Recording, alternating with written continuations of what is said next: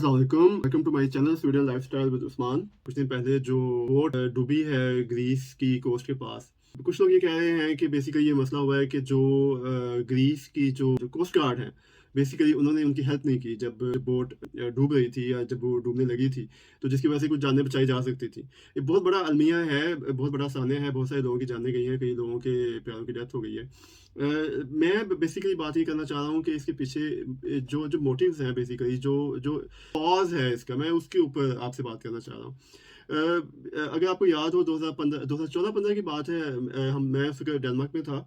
तो तब सीरिया की जंग है वो स्टार्ट हुई थी। बहुत ज़्यादा बॉम्बिंग स्टार्ट हो गई थी वहाँ पे, तो बहुत सारे लोग वहाँ से उन्होंने ह्यूमन मूवमेंट वहाँ से स्टार्ट हुई थी। जो लोग बेसिकली काफ़ी सारे लोग टर्की वहाँ से मूव हुए, क्योंकि उनका बॉर्डर आई गेस के साथ लगता है।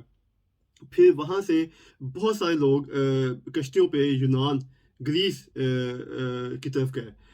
और कुछ लोग वहाँ से गए थे इटली की साइड पे। तो अच्छा, उस टाइम पे भी बहुत सारी बोट्स जो हैं वो डूबी थी, और काफ़ी सारे जो जो रेडियो चैनल्स थे, इसके अलावा जो बहुत सारा मीडिया था वहाँ पे, उन्होंने उसकी ब्रॉडकास्टिंग की और वहाँ से बताया कि जी कुछ लोग वहाँ पे अब कोस्ट पे पहुँच चुके हैं और उनके बहुत बुरे हालात हैं, और कुछ जो लोग हैं वो वहाँ पे डूब गए और काफ़ी सारे लोग मिसिंग थे। तो पॉइंट ये है कि ये इस तरह की चीज़ें होती क्यों हैं? जब किसी जगह पे कोई क्राइसिस स्टार्ट होता है, तो वो उसको इंस्टिगेट करता है, वो चीज़ वहाँ से स्टार्ट होती है। अब जब कोई क्राइसिस स्टार्ट होता है, तो बेसिकली उस क्राइसिस की बेस पे लोग जो हैं वो अपना मुल्क छोड़ते हैं, अपनी जगह छोड़ते हैं, अपने घरों को छोड़ते हैं और दूसरे मुल्कों में जाने का सोचते हैं। अच्छा, अब जो लोग इस रास्ते के थ्रू आते हैं, सी के थ्रू आते हैं, जो कि इल्लीगल वेज़ हैं, बेसिकली ये वो लोग हैं जिनके पास एक तो रिसोर्सेज़ कम हैं, दूसरा ये है कि उनके पास जॉब्स नहीं है, या उनके पीछे पाकिस्तान में या जिस भी मुल्क से वो आ रहे हैं, उनके घर ख़त्म हो गए हैं। फिर उनके पास कोई स्किल्स नहीं है जिसकी बेस पे वो यूरोप में या किसी और मुल्क में अपने वीज़ा ले सकें, वर्क परमिट ले सकें। तो वो लोग चूज़ करते हैं कि जो गैर कानूनी तरीके हैं इस तरह के, जैसे सी के थ्रू आ गए, या जो भी कोई और तरीके हैं उसके थ्रू वो फिर आने की कोशिश करते हैं। जो बेसिकली ज़िम्मेदार हैं, वो ज़िम्मेदार ये वो लोग नहीं है जो कि सारे का सारा नेटवर्क है। ये लोग ज़िम्मेदार नहीं है मेरी नज़र में। मेरी नज़र में ज़िम्मेदार वो लोग हैं जो बेसिकली इस क्राइसिस को स्टार्ट करते हैं। अब जैसे जंग स्टार्ट हुई थी सीरिया में, तो ऑफ कोर्स तब बहुत सारे लोग सीरिया से यूरोप की तरफ आए। बहुत सारे रेफ्यूजीज़ यहाँ पे आए, फिर यूरोप को उनको हैंडल करना मसला बन गया। फिर कुछ बहुत सारे मुल्कों में गए, तुर्की में भी गए, यहाँ भी आए, स्वीडन में बहुत सारे लोग आए, फिर वहाँ से जर्मनी बहुत सारे लोग गए। तो जो क्राइसिस जब स्टार्ट होता है, तो उसको स्टार्ट करने वालों का मसला है। उस वक़्त जंग स्टार्ट हुई, जंग मसला था। इस वक़्त आप ये देखें कि पाकिस्तान से तकरीबन 700-800 बंदा जो है वो इसमें ज़्यादातर पाकिस्तानी से, इसके अलावा और भी मुल्कों से लोग थे जो इस बोट के अंदर थे। अब इस पाकिस्तान से जब ये लोग आए हैं, तो बेसिकली उनका मुस्तकबिल नहीं था पाकिस्तान में। उनके हालात ऐसे थे, या तो वो बहुत ज़्यादा गुर्बत की ज़िंदगी गुज़ार रहे थे, या कुछ बेहतर मुस्तकबिल के लिए वो आने की कोशिश की। तो अगर पाकिस्तान में ही उनको अच्छा मुस्तकबिल मिल जाता, तो वो लोग कभी भी पाकिस्तान से बाहर आने की कोशिश ना करते। अब यहाँ पे डेनमार्क में या स्वीडन में या यूरोप में जहाँ भी आप इन लोगों से बात करें, वो लोग जो यहाँ के नेटिव्स हैं, यहाँ के जो रहने वाले हैं, वो अपने मुल्क के बारे में बात ऐसे करते हैं, we in Denmark, we in Sweden.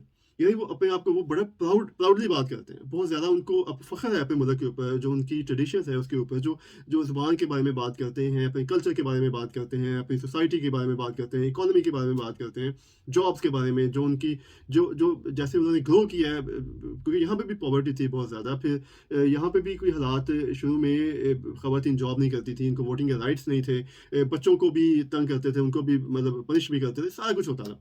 लेकिन इन लोगों ने इवॉल्व किया अपने आप को। फिर अब जब ये इस यहाँ पे पहुँचे हैं, इस सिचुएशन में, इस लेवल पे, तो अब ये प्राउड फ़ील करते हैं। और जब हम अपने बारे में बात करते हैं, पाकिस्तान के बारे में, और जब हम बताते हैं जी कि हम पाकिस्तान से हैं और पाकिस्तान के ये हालात हैं, और अगर तो हम गलत बयानी करते हैं, तो सबको पता है कि पाकिस्तान के हालात कैसे हैं। आप ये नहीं कह सकते कि यूरोप में जो लोग बैठे हुए हैं, तो आप उनको ये बता दीजिए कि पाकिस्तान के हालात बड़े अच्छे हैं, और वहाँ पे तो घी और दूध और शहद की जो है वो नहरें बह रही हैं, तो सब कुछ अच्छा है। ये लोग भी जानते हैं, बल्कि इनके पास बड़ा नॉलेज है। ये जो जो कम्युनिकेशन चैनल्स हैं, इनके इनके बड़े एडवांस्ड है। हर चीज़ का पता है कि पाकिस्तान में क्या हो रहा है या दूसरी दुनिया में बाकी मुल्कों में क्या हो रहा है। तो ये जानते हैं कि हमारे मुल्कों में क्या हो रहा है।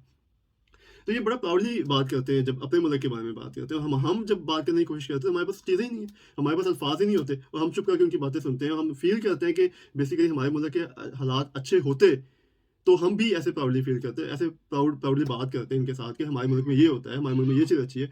आप डेमोक्रेसी के हालात देख लें, आप इकोनॉमी के हालात देख लें, आप जो हमारा जो सोशल बिहेवियर है, हमारी जो हमारी सोसाइटी के बारे में अगर हम देखें तो बुरे हालात हैं। हर चीज़ बेसिकली टू द बॉटम गई हुई है। तो जो लोग वहाँ पे अब सर्वाइव नहीं कर पा रहे थे, उनके हालात बुरे थे, तो उन लोगों ने सोचा कि अब कि शायद हम यूरोप चले जाते हैं तो वहाँ पे हमारा मुस्तकबिल बेहतर हो। तो अगर पाकिस्तान में ही उनका मुस्तकबिल किसी ने बचाने की कोशिश की होती, तो वो इस सिचुएशन तक पहुँचते ही नहीं। यहाँ पे यूरोप से लोग क्यों नहीं जाते?